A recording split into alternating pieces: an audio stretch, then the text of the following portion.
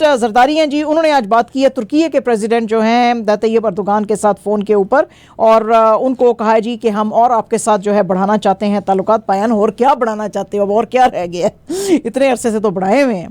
तो बहरहाल जी जरदारी साहब ने इनको जो है ईद की मुबारकबाद दी और इनको कहा जी आप पाकिस्तान आओ, आप आओगे तो मैं फिर आ सकूँगा टर्की।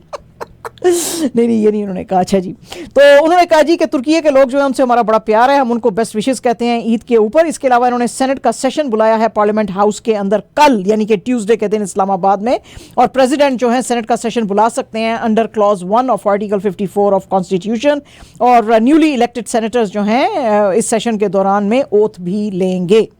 सऊदी अरेबिया जो है उसके साथ हमारा बड़ा प्यार है, उसके साथ हमारी कमिटमेंट और जो है टाइज ऐसे ही चलते रहेंगे। और जो सऊदी अरेबिया है वो इनिशियल स्टेज ऑफ $5 बिलियन का इन्वेस्टमेंट जो है पाकिस्तान में करेगा। ये सारी बातचीत की आज प्राइम मिनिस्टर शहबाज शरीफ साहब ने, जो कि KSA में पहुंचे हुए हैं। वहाँ पे उनकी मुलाकातें जो हैं वो हुई हैं मोहम्मद बिन सलमान के साथ, जो कि क्राउन प्रिंस हैं, एट अल सफ़ा पैलेस इन मक्का। उन्होंने कहा जी कि हम बड़ी आपके शुक्रगुजार हैं और आपका जो सपोर्टिव रोल है पाकिस्तान की इकोनॉमी के लिए उसकी बड़ी तारीफ़ करते हैं। हमारी दोस्ती आपके साथ स्टेडफास्ट रहेगी, आपकी हॉस्पिटैलिटी और सपोर्ट का बहुत बहुत शुक्रिया। और इसके अलावा दोनों ने जो ग्लोबल डेवलपमेंट्स हो रही हैं उसके ऊपर बात की और गाज़ा की सिचुएशन के ऊपर भी बात की। तो ये जनाब इनके बीच में जो है रहा डिस्कशन के मुद्दे। शाहिद खाकान अब्बासी, आपको पता ही है कि बहुत ही पुराने और वेटरन पॉलिटिशियन थे PMLN के बड़े अरसे से, लेकिन अब उन्होंने कुछ अर्सा पहले PMLN को छोड़ दिया था। और आज वो कहते हैं जी कि जो भी रेलेवेंट डॉक्यूमेंट्स थे मैंने इलेक्शन कमीशन ऑफ पाकिस्तान में जाके जमा करवाए हैं, क्योंकि मैं अपनी खुद की पॉलिटिकल पार्टी जो है वो मैं शुरू कर रहा हूँ। इनके डिफरेंसेस जो थे PMLN के साथ लास्ट ईयर हो गए थे, और आपको पता ही है कि पाकिस्तान के प्राइम मिनिस्टर के तौर पे उन्होंने सर्व किया फ्रॉम अगस्त 2017 से मई 2018 में। आज रिपोर्टर्स के साथ ये बात कर रहे थे और उन्होंने कहा जी कि अंडर इलेक्शन एक्ट 2017 में अपनी पार्टी जो है रजिस्टर करा रहा हूं, और जो नेक्स्ट पोल्स आएंगे उसके अंदर मैं पार्टिसिपेट करूंगा अपनी पार्टी के अंडर। इससे पहले भी आपको पता ही है कि जहांगीर तरीन साहब ने अपनी पार्टी लॉन्च की थी PTI से टूट के इस्तेकाम में पाकिस्तान पार्टी जून के अंदर लास्ट ईयर, और उसके बाद 1 महीने के बाद परवेज खटक साहब, उनका भी ताल्लुक PTI से था, उन्होंने भी PTI से छोड़ के PTI पार्लियामेंटेरियंस एक और पार्टी बनाई थी। तो अब लग रहा है कि ये पाकिस्तान के अंदर बस अब पार्टी खेल रहे हैं। हालांकि मेरी और आमिर की सिर्फ इफ्तार पार्टी है और इन सारों की जो हैं दूसरी पार्टियां हैं। ठीक है जी। अच्छा जनाब, PTI की जो कोर कमेटी है वो बड़े दिनों से कह रही थी कि हम सेनेट के इलेक्शंस को बाइकआउट नहीं करेंगे, लेकिन आज फाइनली उन्होंने अनाउंस कर दिया है कि जो सेनेट के अंदर चेयरमैन, डेप्यूटी चेयरमैन के जो इलेक्शंस कल ट्यूसडे को जो होने वाले हैं, इसको हम बिल्कुल बाइकआउट करेंगे। ये जो एप्लीकेशन थी, ये इसके अंदर सेनेटर सैफुल्लाह नियाजी ने कहा है कि जो एक्चुअल सेनेट मेंबर्स हैं वो तो 96 हैं, लेकिन ये 11 शॉर्ट हैं, क्योंकि ECP ने खैबर पख्तूनख्वा में सेनेट के इलेक्शंस लास्ट वीक जो थे उनको पोस्टपोन कर दिया था। तो ये बिल्कुल सही नहीं है कि एक सूबा जो है उसको फेडरेशन से बाहर रखा जाए। जिस वक्त तक तमाम 96 मेंबर सेनेट के अंदर पूरे नहीं हो जाते हैं उस वक्त तक ये इलेक्शंस ना किए जाएं, इसको डेफर किया जाए। तो चूंकि अब इसको डेफर नहीं किया गया, तो जो कोर कमेटी है PTI की, उसने कहा जी कि फिर अब हम इसका बॉयकॉट करते हैं और हम इसके अंदर पार्टिसिपेट नहीं करेंगे। PTI के स्पोक्स पर्सन रऊफ हसन साहब जो हैं वो जी एक टीवी को जनाब इंटरव्यू दे रहे थे, और उसके अंदर उन्होंने कहा जी कि मिलिट्री एस्टैब्लिशमेंट जो है उसने अपने तमाम ऑप्शंस जो हैं वो इस्तेमाल इमरान खान साहब के खिलाफ कर लिए हैं, और अब उसके पास कोई भी ऑप्शन नहीं है कि वो इमरान खान साहब के साथ बैठे और बात करे। इमरान खान साहब, आपको पता ही है कि काफ़ी मिलिट्री एस्टैब्लिशमेंट को जो है वो करते रहे हैं क्रिटिसाइज, लेकिन इसके साथ साथ वो ये भी कहते रहे हैं कि ये मिलिट्री जो है हमारी मिलिट्री है। 2022 में भी जब लॉन्ग मार्च कर रहे थे तो उन्होंने कहा था कि हम जो पावर में बैठे हैं उनके साथ डायलॉग करने को तैयार हैं। मार्च 2023 में भी उन्होंने कहा था कि मैं even chief of army staff general Asim Munir के साथ बात करने को तैयार हूं। इसके अलावा उन्होंने अपनी एक कमेटी बनाई थी जिसमें कि उन्होंने कहा जी कि इन लोगों के साथ बात करें। आज अडयाला जेल में मिलने के बाद खान साहब से ये बात कर रहे थे रिपोर्टर्स के साथ रऊफ हसन साहब, और उन्होंने कहा जी कि हमने PTI के लीडर्स को कहा है कि एस्टैब्लिशमेंट को कांटेक्ट करें और हमारे साथ बैठ के डायलॉग जो है वो करें, ताकि ये जो मुल्क के अंदर अनसर्टनिटी है इसको ख़त्म किया जा सके। उन्होंने एक बार फिर से कहा कि मिलिट्री इस्टेब्लिशमेंट या किसी के पास भी कोई और ऑप्शन नहीं है मुल्क को क्राइसिस से निकालने के अलावा कि वो इमरान खान साहब के साथ बैठ के बात करें, जो कि ऑलरेडी भी रेडी हैं। Human rights commission of Pakistan जो है जी, उसने आज बहुत ज़्यादा कंसर्न शो किए हैं कि ये जो कराची के अंदर लॉ एंड ऑर्डर का बेतहाशा जो सिचुएशन पैदा हो गई है, और जो अभी लेटेस्ट डाटा आया है वो ये शो करता है कि 250 कराचीइट्स को गोली मारी गई है अभी बिटवीन 2022 यानी कि जो 2 साल पहले से लेके अभी मार्च 28 2024 तक, क्योंकि स्ट्रीट क्राइम्स जो हैं बेतहाशा बढ़ गए हैं। इनके अंदर जो है 1052 लोग जो हैं वो इंजर हुए हैं। सिंध हाई कोर्ट के जो चीफ जस्टिस हैं अकील अहमद अब्बासी, उन्होंने फॉरेन लॉ एनफोर्समेंट एजेंसीज को ऑर्डर दिया है कि क्रिमिनल्स के अगेंस्ट जो है क्रैकडाउन लॉन्च किया जाए, और इनके जो हैंडलर्स और फैसिलिटेटर्स हैं खास तौर पे रिवरीन एरिया के अंदर, उनको यानी कि जो कच्चा का एरिया है उसके अंदर जो है उसमें इनको पकड़ें। एमक्यूएम जो है उसने बहुत ज़्यादा पीपीपी की जो प्रोविंशियल गवर्नमेंट है उसके ऊपर एतराज़ किया। उन्होंने कहा जी कि इनसे कोई चीज़ें संभाली नहीं जा रही हैं, 10 साल से ये यहाँ पे हुकूमत कर रहे हैं, इनको चाहिए अब ये यहाँ पे रेंजर्स लगा दें। आज ये एक प्रेस कॉन्फ्रेंस कर रहे थे जिसमें कि उन्होंने एक चार्जशीट पेश की पीपीपी और सिंध पुलिस के अगेंस्ट। उन्होंने कहा जी कि इसके अलावा फेडरल गवर्नमेंट को भी इंटरवीन करना चाहिए, वरना हम PMLN से जो इनकी जो कोलिशन गवर्नमेंट में हम बैठे हैं, हम बिल्कुल इनसे पीछे हट जाएंगे, क्योंकि ये इनोसेंट लोगों की जाने जा रही हैं कराची के अंदर। MQMP के जो सीनियर डेप्यूटी कन्वीनर हैं सैयद मुस्तफ़ा कमाल, उन्होंने भी कहा है कि ये हालात इतने ख़राब हो गए हैं कि फिर से कराची के अंदर मिलिट्री को डिप्लॉय किया जाए। तो जनाब ये है, तो जनाब ये चीज़ें कैसे ठीक होंगी कि आपके सिंध के जो जंगलात हैं उसमें जो आपके जो वडेरे हैं उन्होंने अपने डाकू रखे हुए हैं वहाँ पे, तो उनको जो है वो शाबाशी है, तो वो कैसे आपका क्राइम ख़त्म होएगा। हिंदुस्तान के अंदर भी आपको पता ही है कि लोकसभा के इलेक्शंस आने वाले हैं, तो वहाँ पे भी बहुत भड़की हुई हैं चीज़ें, अपोजिशन के बीच में एक दूसरे के बीच में बहुत ज़्यादा लड़ाई चल रही है। कांग्रेस जो है जी उसने अब मोदी जी के ऊपर बहुत ज़्यादा एतराज़ किए, क्योंकि मोदी जी ने इस तरह की कुछ चीज़ें बोली कि जिससे कांग्रेस भड़क गई। मोदी जी ने कहा कि ये तो जो है इन्होंने जो मैनिफेस्टो भी लेकर आए हैं वो तो जिना का मैनिफेस्टो था, मुस्लिम लीग का और कम्युनिस्ट का ये मैनिफेस्टो है, ये तो भारत को कोई फायदा नहीं देगा। कांग्रेस पार्टी के जो प्रेसिडेंट है मल्लिकार्जुन खड़गे, उन्होंने एक्स के ऊपर लिखा जी कि बीजेपी की अपनी खुद की आइडियोलॉजी क्या है। उनके जो गुरु हैं श्यामा प्रसाद मुखर्जी, अखिल भारतीय हिंदू महासभा जो जिन्होंने फॉर्म की थी, तो वो तो जो थे वो तो अपनी अलायंस बनाते थे बंगाल सिंध NWFP जो कि अब इस वक्त KP है उसके साथ और मुस्लिम लीग के साथ। तो इनकी तो आइडियोलॉजी ये और इनके एंसेस्टर्स की आइडियोलॉजी ये है कि ये ब्रिटिश जो है उनके साथ ये अलायंसेस बनाते थे और इंडियंस के खिलाफ काम करते थे जो फ्रीडम मूवमेंट में काम कर रहे थे। इनकी उन्होंने कहा जी कि बीजेपी की फिलॉसफी महात्मा गांधी ने जब जिस वक्त कॉल दी थी क्विट इंडिया की इन 1942, तो उसके भी अगेंस्ट थे ये लोग, जिसको के चेयर कर रहे थे मौलाना आज़ाद। तो इनकी अपनी खुद की इनको पॉलिसी देखनी पड़ेगी जब दूसरों के ऊपर एतराज करने के ऊपर। श्यामा जो थे इनके जो लीडर थे उन्होंने तो ये तक लिखा था कि जो है हम साथ देंगे ब्रिटिश गवर्नर का और हम जो है ये फाइट करेंगे उस हर बंदे के खिलाफ जो ब्रिटिश राज के अगेंस्ट होएगा और कांग्रेस को सप्रेस करने में हम आपकी मदद करेंगे। और इन्होंने लोगों को, इंडियंस को ये भी कहा था कि तुम ब्रिटिश के ऊपर जो गोरा सरकार है उसके ऊपर तुम एतबार करो। तो कांग्रेस के जो स्पोक्स पर्सन है सुप्रिया श्रीनाथ, उन्होंने भी आज मोदी जी के ऊपर बहुत ज्यादा एतराज किया। उन्होंने कहा कि मोदी जी को अब लग रहा है कि ये लोकसभा के इलेक्शंस में हार जाएंगे, इसीलिए ये मुस्लिम लीग अब करना शुरू हो गए हैं। पिछले 10 साल में जो है इन्होंने किया क्या है, कुछ करने के तो ये कुछ किया अगर होता तो इनको ये डर ना होता, इसीलिए ये डरे हुए हैं। और ये जो है अब फिर से हिंदू मुस्लिम स्क्रिप्ट जो है उसको जो है हवा दे रहे हैं। उन्होंने कहा जी कि कांग्रेस का जो मैनिफेस्टो है 5 पिलर्स के ऊपर खड़ा हुआ है। ये जो 10 साल के अंदर ये जो आपने लोगों की स्पिरिट तोड़ी है उसको ये चैलेंज करता है, लोगों को नई होप्स देता है, यूथ को, फार्मर्स को, औरतों को, वर्कर्स को और जो मार्जिनलाइज्ड कम्युनिटीज है उन सबको होप देता है कांग्रेस का जो मैनिफेस्टो है। और अगर हम जो है उसमें आएंगे, पावर में आएंगे, तो हम इनको ये जो मार्जिन पे रहते हैं हमारी सोसाइटी में लोग, उनको हम और ज़्यादा देंगे, रिप्रेजेंटेशन देंगे। इसके अलावा उन्होंने कहा जी कि ये जो थी कांग्रेस की जंग थी ब्रिटिश राज के अगेंस्ट, आपकी जंग नहीं थी, क्योंकि मोदी जी ने कहा था कि ये जो कांग्रेस का मैनिफेस्टो है it is a bunch of lies और ये इंडिया को, हिंदुस्तान को तोड़ने की जो है वो कोशिश की जा रही है और ये लोग जो हैं हिंदुस्तान को 21st सेंचुरी में लेके नहीं जा सकेंगे, तो आपको इनको सुनना नहीं है। तो जाहिर है कि उसके ऊपर जो थे वो लोग भड़क गए थे।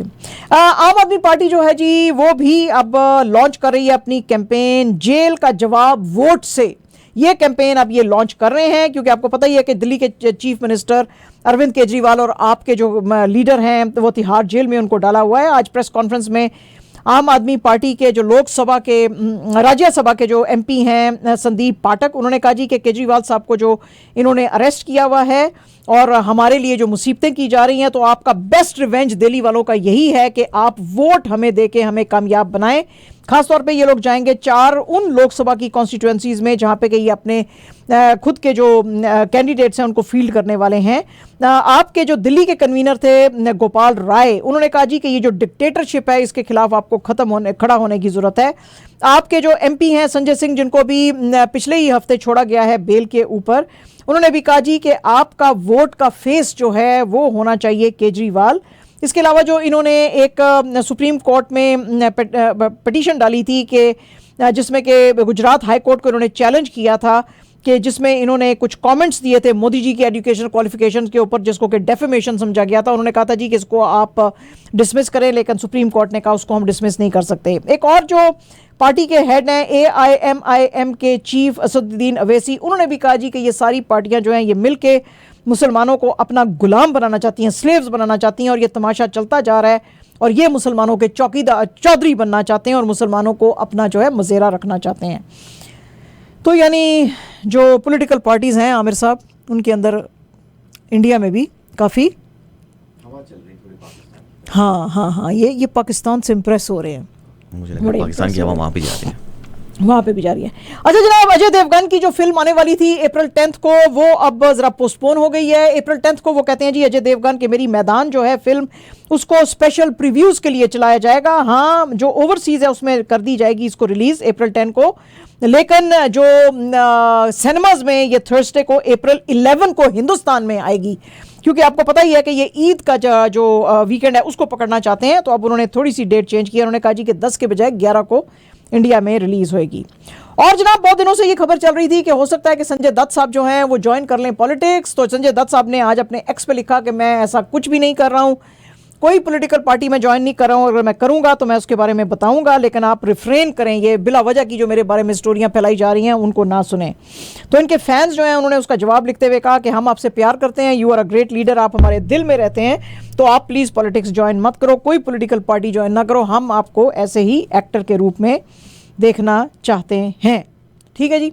और आप देख ही रहे हैं कि बॉलीवुड के बहुत सारे स्टार्स अब जो हैं वो साउथ की तरफ, टॉलीवुड की तरफ जा रहे हैं। तो मुकेश कुमार सिंह की जो विष्णु मंचू स्टारर कन्नापा है, उसके अंदर अब आपको नजर आएंगे अक्षय कुमार। और ये जो है बहुत बड़ी ये एक फैंटेसी ड्रामा जो है वो समझा जा रहा है, और माइथोलॉजी के ऊपर ये बनाया जाएगा, जिसमें कि मेन रोल जो है इनका जो एक डिवोटी का होगा, जो लॉर्ड शिवा को बहुत ज़्यादा फॉलो करता है। अक्षय कुमार जो है इससे पहले भी इन्होंने अशंत के अंदर 1993 में काम किया था। बड़ी मल्टी स्टारर ये मूवी थी और ये कनाडा में रिलीज़ हुई थी। ये इनकी पहली साउथ की फिल्म थी। इसके अलावा इन्होंने एक तमिल फिल्म शंकर के अंदर भी 2018 में रजनीकांत के साथ काम किया था। और अब ये जो कन्नप्पा है इनकी 3rd साउथ इंडियन मूवी रहेगी। क्या ख्याल है आमिर तुम्हारा इसके बारे में, कैसी रहेगी ये फिल्म? आएगी, देखेंगे। वाह जी वाह, क्या जवाब दिया है। इंटेलिजेंट लोग ऐसे ही छोटी बात करते हैं, छिड़ी बात। ठीक है जी। और जनाब माजिद भाई के नीले जय जो है उनका आज जो है ओपनिंग सेशन है, आज होम गेम है जी। तो ये जो है ये after 10 game road trip they are returning to for the home game. ठीक है जी। होम ओपनर के लिए ये आज जो रीमॉडल किया गया है पूरे का पूरा रॉजर सेंटर, इसमें ये देखने के लिए आपको मिलेंगे। और ये जो इनका मैच है सिएटल मैरिनर्स के अगेंस्ट है, 7:07 ये जो है फर्स्ट पिच पे जो है वो शुरू होएगी।